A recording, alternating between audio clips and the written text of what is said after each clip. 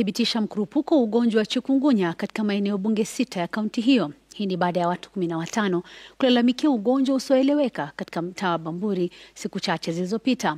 Maafisa wa kaunti wanasema wameanzisha mikakati ya kudhibiti ugonjwa huo, kama anavyotuarifu Francis Mtalaki kutoka Mombasa.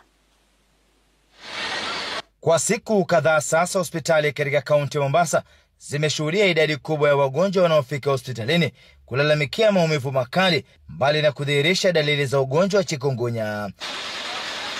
Na sasa kati ya watu 45 waliopokea vipimo vya matibabu na sampuli kupelekwa katika maabara ya Cambridge Nairobi, 25 kati yao wamethibitishwa kuwa na ugonjwa huo. Kaunti zote zimeathirika. Za 6 za Mombasa County, katika zile sampuli ambazo tumechukua ni zimekuwa represented katika hizo sub county zote, na utapata kwamba asilimia karibu kama 45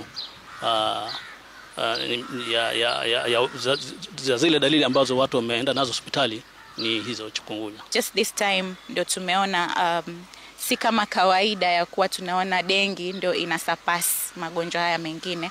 Wakati huu tumeona ni chikungunya ndio sasa imekuwa na higher upsurge than the dengue fever. Chikungunya sawa na malaria ni ugonjwa unaoambukizwa na kusambazwa na mbu aina ya Aedes aegypti, huku dalili zake zikiwa ni pamoja na maumivu makali katika viungo tofauti vya mwili, uchungu ambao huendelea kwa muda, kuhisi kisunzi, baridi na kutapika. Na licha ya kwamba ugonjwa huo hausababishi kifo mara moja, mgonjwa huteseka sana na maumivu makali. Kuna aina ya mbu ambaye anaitwa Aedes aegypti, ndio na huu mbu tabia yake huwa anauma mchana sana sana, huku sehemu za chini kwenye miguu, huku sehemu ambayo yani huwezi kusikia wakati akikuuma, huwezi kusikia.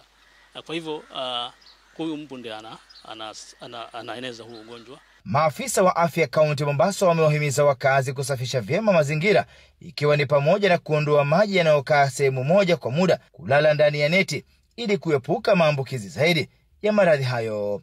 Kwa upande wao, mikakati ya kudhibiti ugonjwa huo yanaendelea. Francis Mtalaki, Ringa Citizen, Mombasa.